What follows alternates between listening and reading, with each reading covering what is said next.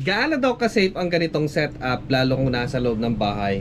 Totoo nga guys, nasa loob ng bahay ito. Yan o. Maliit lang yung room.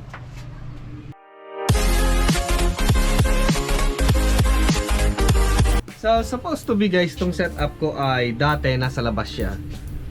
Pero dahil sa maraming pupunta dito kung minsan, etong setup ko ay napaka-accessible niya. Pagdaan mo dito sa koridor, eto kagad yung makikita mo. So para safe sa ibang tao, lalo kung wala ako dito, safe sa mga bata, kung yung mga makakalikot between siguro nasa 11 to 12 years old, pwede nila kalikutin or maaabot nila.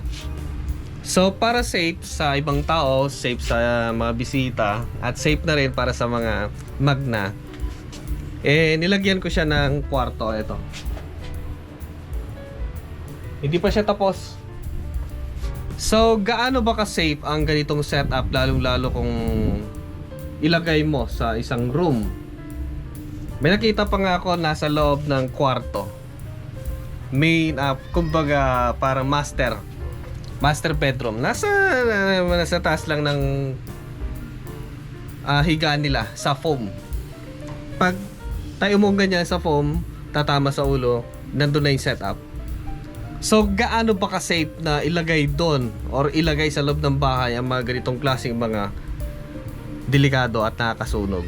Number 1 na delikado dito ay syempre electrical hazard, kasi nga ay inverter. So kuryente, meron siyang battery. Napakadelikado niyan kung sakaling makalikot ng mga bata or makalikot ng kahit sino man na walang alam sa kuryente. Ayan, lalong-lalo na dito sa kanyang AC. Tapos yung mga circuit breaker natin kung sakaling hindi siya concealed. Ayan. So napakadelikado yung expose, yung gaya ng setup ko sa una na pwedeng madukot sa ibabaw, sa baba. So napakadelikado nun. Tapos kung sakaling grounded or biro mo yung bisita mo pwedeng mamatay sa inyo, napakadelikado nun. Tapos yung kanyang terminal sa battery, kahit sabihin natin low voltage yan, delikado pa rin yan. 50, check natin. Ayan, nasa 53 volt. So napakasakit niyan. Sa tester natin yan, nag-alarm ng delikado yan. Kahit sabihin natin 12 volt, kung may kalikot at tinusok niya yung positive at aksidente dumikit sa positive, isa negative, delikado yan. Nakakasira ng battery, kahit sabihin na natin na kompleto siya sa mga protection. Yung inverter natin, kung sakaling meron siyang load na bigat at biglang nagkaroon ng choke, electrical choke, masisira. Pangalawa na kinakatakot talaga sinasabi sa akin ay yung battery natin. Paano kung nagkaroon ng problema nasunog? Battery yan. Ayan. So eto kasi guys, wag muna dito sa inverter, mamaya yan. So dito natanggal ko na yung kanyang laman, natanggal ko na yung kanyang mga screw. Silipin lang natin yung loob. Tapos ayan na, bigat ng kanyang cover. Makapal pala.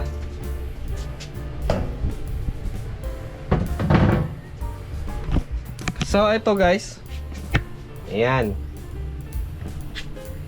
tanggalin natin to. Meron siyang cover pa rin, kahit sabihin natin na tanggalan natin yung kanyang plate, meron pa siyang cover. So yan guys, natanggalan natin yung kanyang takip. At hindi natin pwedeng silipin kung anong klaseng cell ang ginamit dito, pero sure ako na ang ginamit ay grade A. So 4:56 na ng hapon, at ito yung ginagamit namin ngayon. Pero sure akong ginamit nila dito guys ay grade A na battery, prismatic na lithium iron phosphate. So ito guys ay nasa 104 AH, 51.2 nominal voltage. Ayan, so napakadelikado talaga kung ito ay yung parang DIY na nakahubad lang siya. Mas safety pa rin talaga na meron siyang mga shell. Tapos napansin ko dito walang pasukan ng langgam. Ang langgam kasi kung minsan sila yung kalaban nating may appliances, kahit TV pinapasok nila yan kung hindi mo ginagamit. Kahit ginagamit mo, basta ano, natripan nila pumapasok yan. Or yung akot-akot, mabutas, papasok sa loob, gagawa ng bahay. So eto po ay, wag po kayong mag-alala kasi nga hindi naman siya masusunog. Yung kinakatakutan natin na masusunog siya, or sasabog, or marami na kinakatakutan natin. Pero huwag kayong mag-alala guys, kasi nga 99.999% na yung kanyang protection ay active lahat. Over voltage protection para sa kanyang mga cell, nakamonitor niya mga yan kung sakaling tumaas yung isang cell niya, imbis na 3.2 maabot sa 4 volt yung isang cell, or bumagsak sa hanggang 2 volt, automatic papatay niya sa BMS. Hindi na magcha-charge, hindi na ma-over voltage.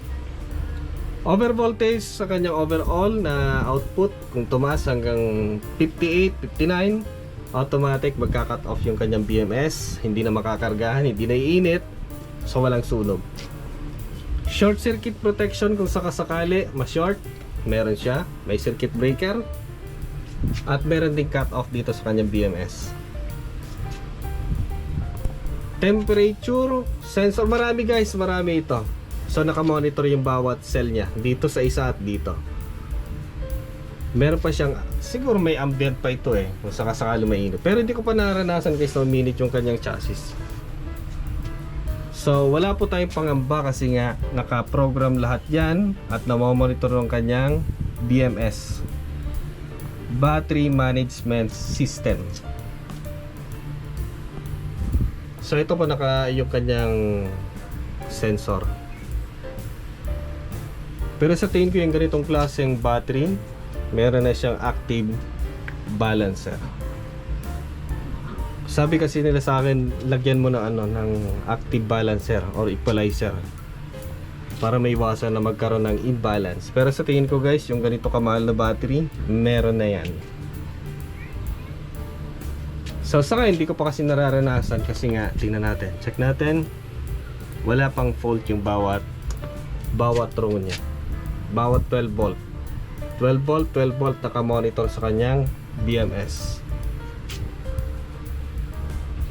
So isang cell lang dito ang ma-degrade, humina, hindi siya magcha-charge, wala nang output, parang iwawarning ka na merong problema sa battery. So ganun po kaganda ang ganitong klaseng mga battery, nakaprotect siya talaga.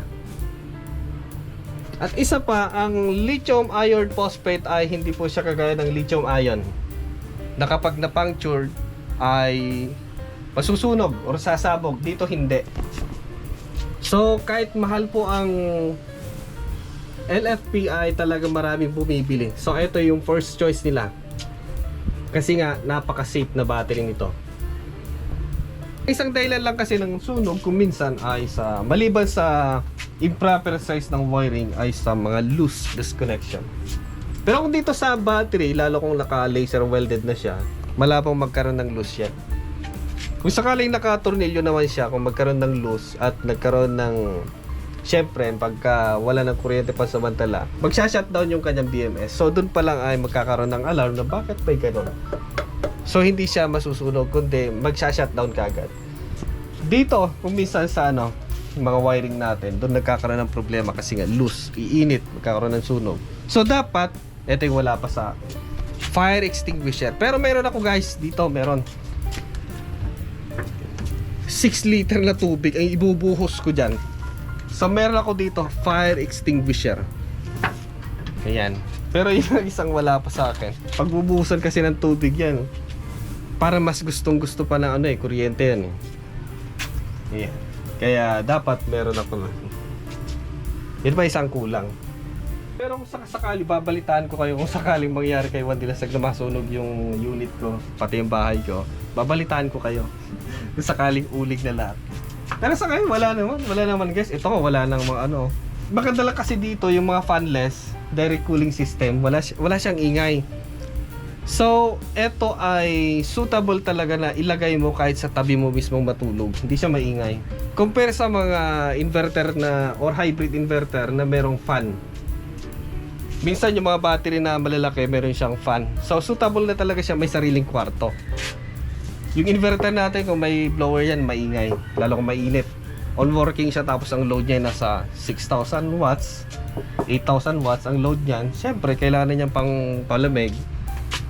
Maingay, syempre may sarili na siyang kwarto. Yung iba nga mayroon pa sariling aircon. Malakihan na yan, pero yung ganito lang kalit, lalagyan naman ng aircon. Ay, hindi na. So ito, direct cooling na lang siya guys. Pero yung papalamig, wala lang problema. Okay lang naman siya. Okay, so salamat sa nagtatanong. Tanong nila sa ano yun, sa Facebook, tanong sa Messenger.